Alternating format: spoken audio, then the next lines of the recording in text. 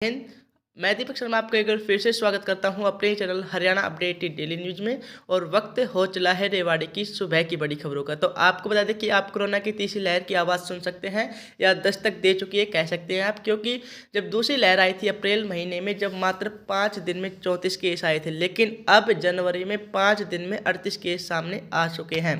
कल भी 15 केस नए संक्रमित आए हैं, जो कि मात्र कितने की 6 महीने बाद आए हैं। इससे पहले जुलाई में ही आए थे इतने ज़्यादा केस, लेकिन अब मात्र एक दिन में 15 केस सामने आए हैं। अब रेवाड़ी में कोरोना केस 43 हो चुके हैं, या कह सकते हैं एक्टिव केस 0 से 43 हो चुके हैं।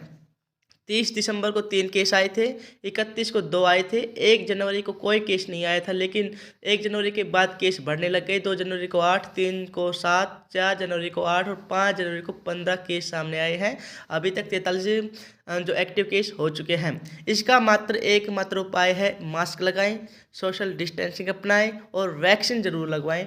वैक्सीन ही एकमात्र दवाई है जो कोरोना से हमें बचा सकती है। कब तक लॉकडाउन में बैठे रहेंगे? क्या जीवन सुचारू रूप से चलना चाहिए? इसके लिए आपको मास्क लगाना होगा और वैक्सीन भी लगवानी होगी।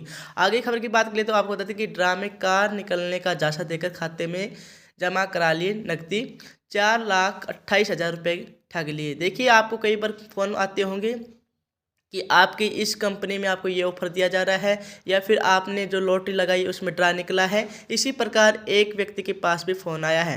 धरोहर क्षेत्र के गांव महेश्वरी के विकास नगर निवासी एक कंपनी कर्मचारी को साथी ठगों ने ड्रा में कार निकालने का जायजा देकर 4,28,000 रुपये ठग लिए हैं।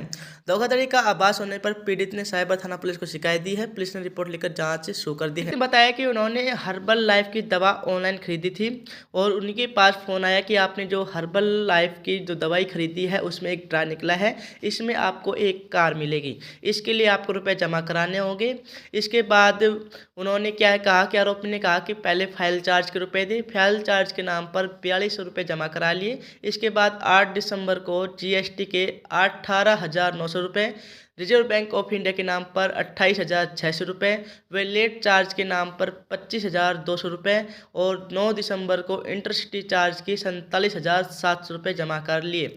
लेकिन इसके बाद भी नहीं रुके, उन्होंने काफ़ी समय समय पर रुपए मांगते रहे, कभी 25,000, कभी 79,000, इस तरह 98,000 रुपये जमा करा लिए। इस प्रकार टोटल 4,28,000 रुपये अपने खाते में जमा कर लिए। उसके बाद पीड़ित को आभास हुआ कि कोई ठगी हो रही है, तो उन्होंने फिर साइबर थाना पुलिस ने रिपोर्ट दी है और रिपोर्ट लेकर उन्होंने जांच शुरू कर दी है। इसे हम आपसे कहेंगे कि आप पहले पूरी जांच पड़ताल करें, उसके बाद ही कोई ऐसा निर्णय लें, क्योंकि आपकी सावधानी ही आपकी सुरक्षा कर सकती है और कोई कर नहीं सकता।